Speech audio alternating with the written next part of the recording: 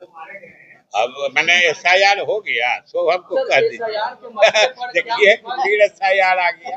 Sir, SIR के मसले पर क्या विपक्ष हवा बना रही है, लोगों को गुमराह कर रहे हैं? अभी तक तो स्पष्ट यही है, क्योंकि उनको आपत्ति क्या है ये कोई नहीं समझ पाया है। तो स्वाभाविक है कि हवा बना रहे हैं बिना किसी तथ्य के, ये तो स्पष्ट। जल्दीबाजी में किया गया है, करना चाहिए।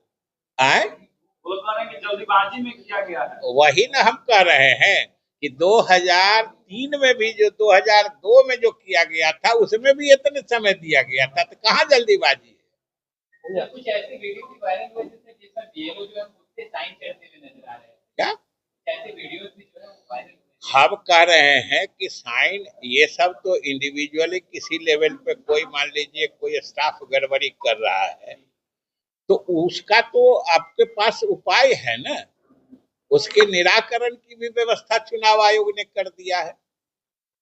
अब इतने यहाँ पे आप लोग हैं, इसमें हम ही बोल रहे हैं कि इनको क्या मतलब समझ में आता है मेरे बोलने का। अगर किसी को कुछ दूसरा अर्थ समझ में आता है तो उसके सत्यापन की है ना गुंजाइश, जो अंत तक दिया जा रहा है। अभी कई स्तरों पर इस तरह के आपत्तियों के निराकरण की व्यवस्था है। और अगर इसी में कहिए कि अगर गड़बड़ किया तो पकड़ा न गया, गड़बड़ किया तो पकड़ा गया। और सबसे क्रूशियल, सबसे संवेदनशील ये 1 महीना है। जो लोग आज आरोप लगा रहे हैं, अभी 2 दिन के बाद जब मतदाता जो प्रोविजनल है, ड्राफ्ट है, वो प्रचारित हो जाएगी, उसके बाद देख ले, हर बूथ का देख ले, इसमें कहाँ कोई दिक्कत। मुख्यमंत्री जी उन्होंने ये भी कहा कि जब लोकसभा के चुनाव हुए तो किसी काटा दे सकते हैं। क्या चिराग पासवान उन्होंने बिहार में बढ़ते अपराध को लेकर सवाल उठाया और कहा कि मुझे अफसोस होता है कि मैं ऐसी सरकार का समर्थन करता हूँ। बढ़ता अपराध है तो बिहार में जो अपराध बढ़ा है, सब लोग जान रहे हैं कि अपराधी पे कार्रवाई हो रही है और अपराधियों को कानून के हवाले कर किया जा रहा है। अभी कल परसों भी देखे कि उत्तर प्रदेश में जाके खोज के वो जब ये किए तो उनकी भी मृत्यु हो गई। अभी जो पिछले दिनों पारस हॉस्पिटल में जो घटना घटी थी, उसके अपराधी बंगाल से जाके खोज निकाले गए, ये काम हुई है। लेकिन ये उनके बयान को आइसोलेशन में नहीं देखिए, उन्होंने हमेशा कहा है कि नीतीश कुमार के नेतृत्व में बहुत विकास हो रहा है, अद्वितीय विकास हुआ है। उसी को जरा आप लोग भी ज्यादा बोलिए। एक बार कोई कुछ बोल दिया पकड़ के नाचने नचाने लगते हैं, और जो बात बार बार बोलते हैं उस बात को आप लोग पीछे कर देते हैं। वो हमेशा कहे। और एक बात है कि अगर कोई घटना घट जाती है तो हम लोग क्या करते हैं जी, अच्छी बात है कि हम लोग भी निंदा करते हैं। तो कोई अपराध की घटना घटी या किसी ने चिंता जाहिर की तो इसको अस्वाभाविक लेना भी नहीं चाहिए। ये हम लोग भी कहते हैं कि जो घटना घटी हम लोग को दुख है, हम लोग को दुख है। लेकिन सुशासन की सरकार या कानून का राज जो नीतीश कुमार के राज की असली पहचान है, उसका यही मतलब होता है। अपराध शून्यता जो है, मतलब अपराध हो ही नहीं, ये आदर्श बात जरूर होती है। लेकिन सुशासन का मतलब होता है कि आपराधिक घटनाएं कम से कम हो, नहीं अगर किसी परिस्थिति में घटनाएं हो गई तो अपराधी पहचाने जाएं और उनको कानून के हवाले किया जाए, जो बखूबी नीतीश सरकार कर रही है। चलिए ना, अब एक सवाल है सर, एक सवाल है, एक सवाल है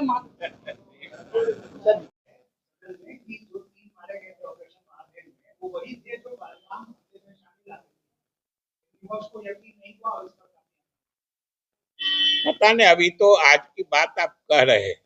अब इसमें समझिए ना, ये तो अगर गृह मंत्री ने, हमने सुना नहीं है लेकिन आप जैसा कह रहे हैं कि अगर गृह मंत्री ने कहा है कि जो 3 लोग मारे गए हैं ये यही थे जिन्होंने पहलगाम में नरसंहार किया था, तो जो लोग कह रहे हैं कि नहीं ये वो तीनों नहीं है, इससे तो एक चीज समझ में आती है कि ये लोग उन तीनों के बारे में कुछ व्यक्तिगत जानकारी रखते हैं। आप लोग को ऐसा नहीं लगता है कि अगर कोई 3 डेड बॉडी मारा गया है और सरकार क्लेम कर रही है कि ये तीनों वही अपराधी हैं जिन्होंने पहलगाम में नरसंहार किया था, अगर कोई नेता या कोई पार्टी या हम ही कहेंगे कि नहीं नहीं तीनों नहीं है, मतलब उन तीनों के बारे में इन लोगों को व्यक्तिगत जानकारी है, तो वही सूचना दे दें कि नहीं ये तीनों जो असली वाला है वहां है। क्या प्रमाण किया है? कैसे गोली चली?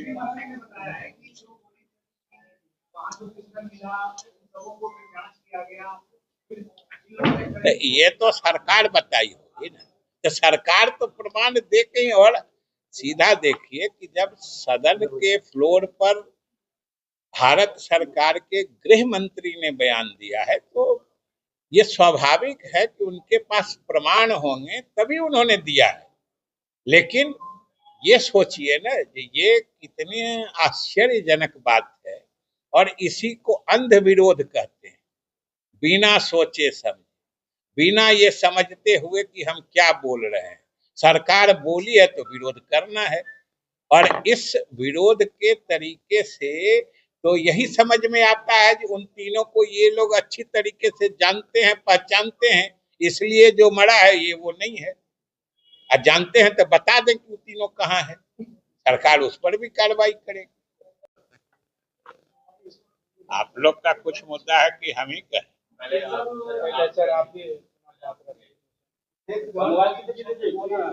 विशेष गहन पुनरीक्षण पर क्या बोलना है, बोलिए। क्या आए?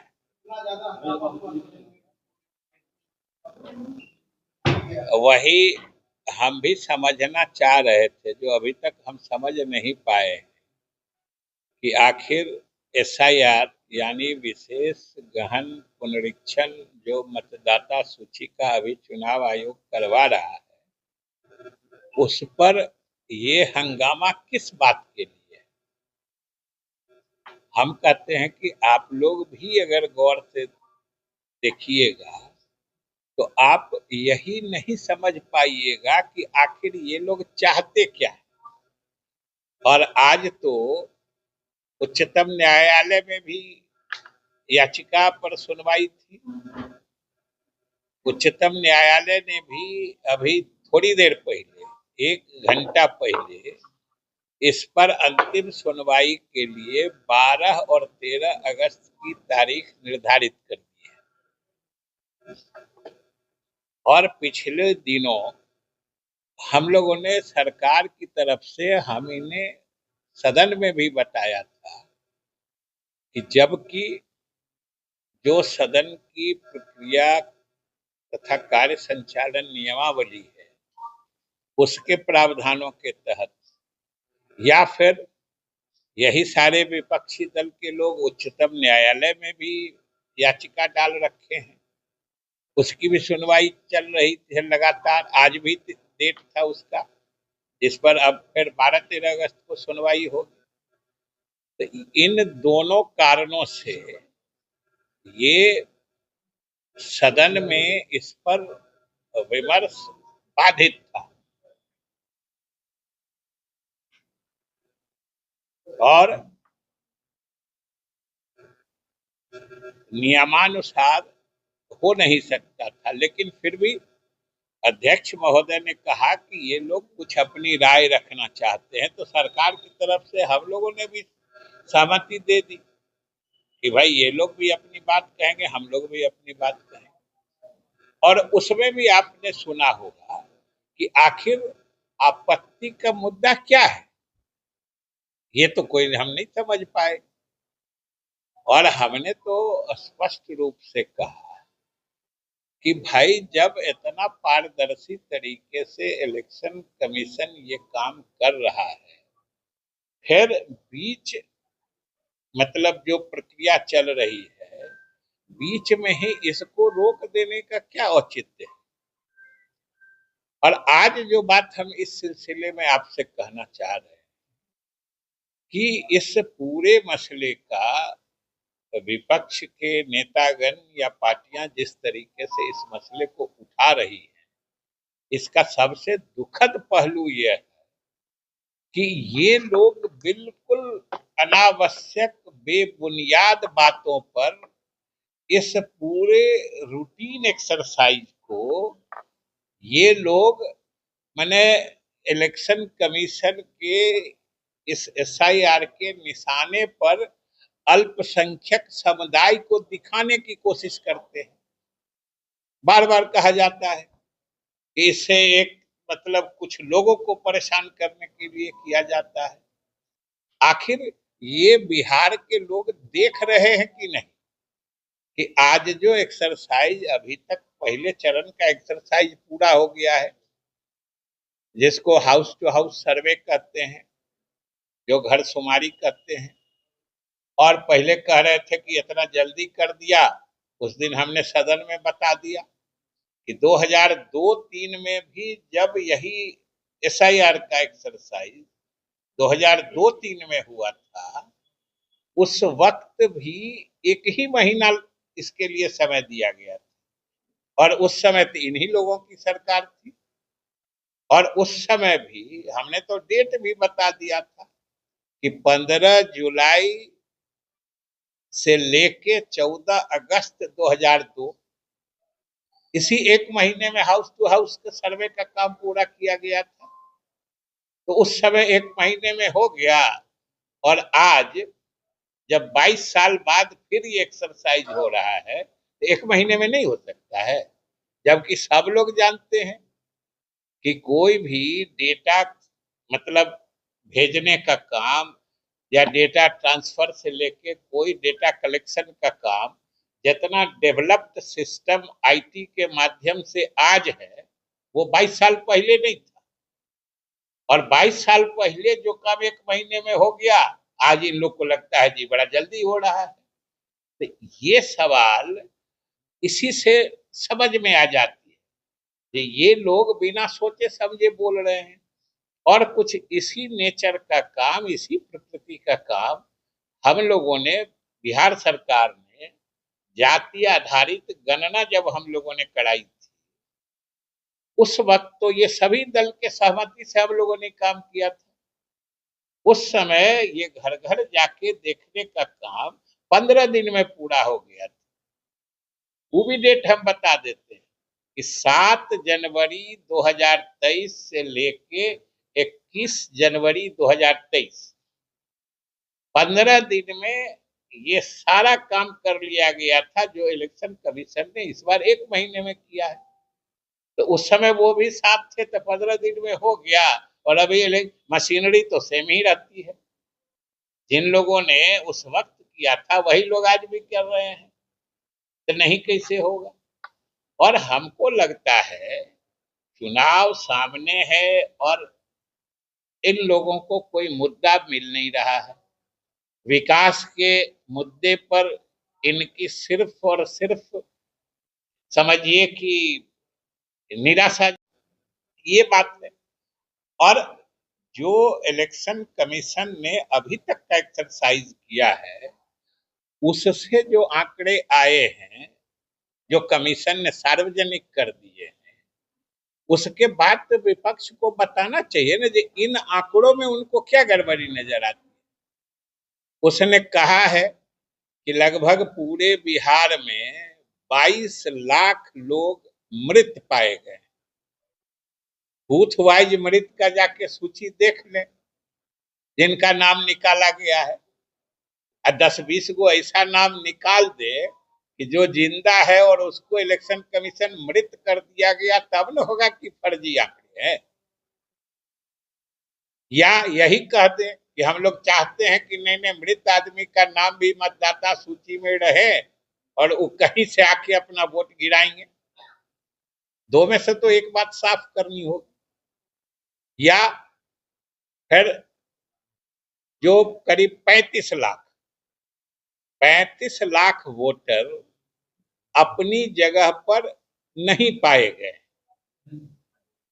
उस 35 में भी 29 लाख 26 लाख की सूचना है, जो स्थानीय उनका जहां पता है वहां जाके जब उसको वेरीफाई किया गया, सत्यापन किया गया, तो पता चला कि वो अब कहीं परमानेंटली दूसरी जगह शिफ्ट कर गए हैं, दूसरे जगह बस गए हैं, चले गए हैं।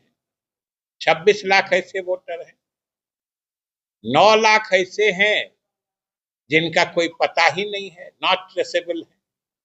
नाम है जहां पर, वहां पे गया तो न उस नाम का कोई आदमी का पता चला, न कहाँ वो है, कोई क्या है वो नहीं पता चला है। तो ऐसे लोग भी हैं। तो इसलिए ये तो अब आंकड़े स्पष्ट बता दिए गए हैं ना, तो इसमें क्या दिक्कत है? और आंकड़े में जो जिन लोगों को बताया गया है उनको आके कोई बता दे जी लोग गलत कर रहे हैं।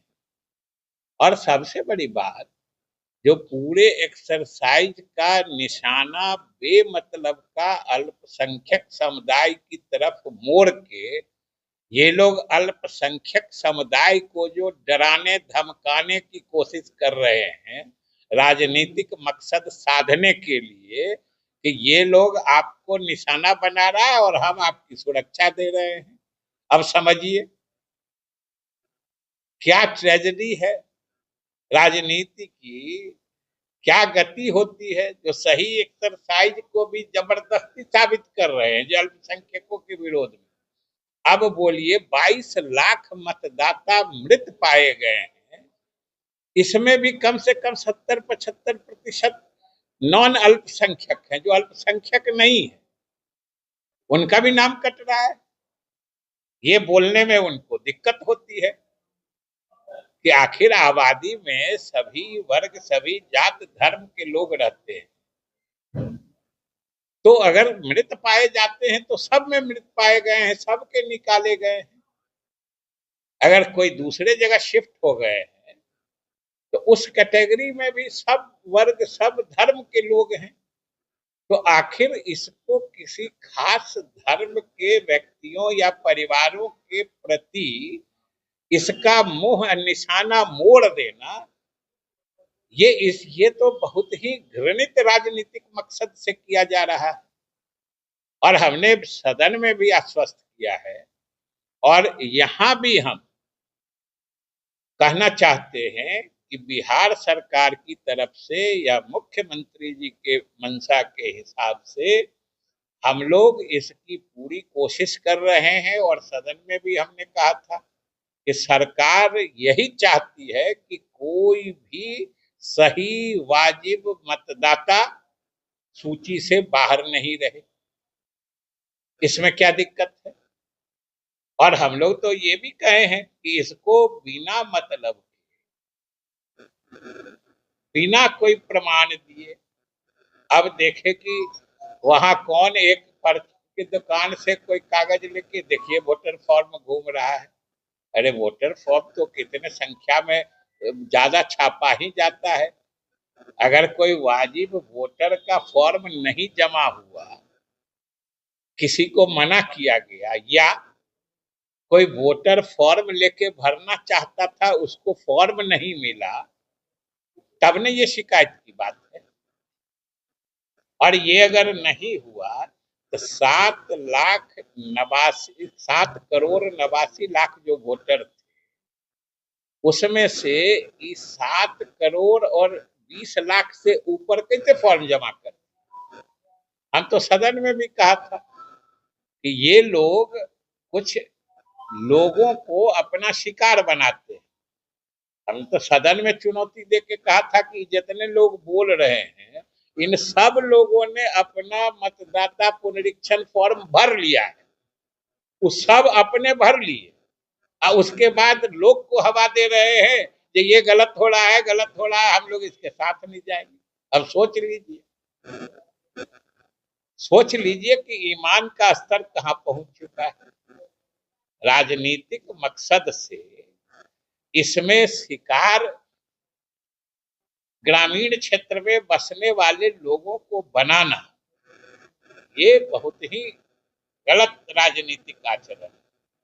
हमने तो कहा कि सब लोग सहयोग दीजिए, और आप बोलिए कि अभी आज 29 तारीख, मतलब 2 दिन बाद 1 तारीख को यानी 1 अगस्त को जो उसका ड्राफ्ट इलेक्टोरल रोल है, जो ड्राफ्ट मतदाता सूची है, वो प्रकाशित हो रही है, और 1 अगस्त से 1 सितंबर तक यानी पूरा 1 महीना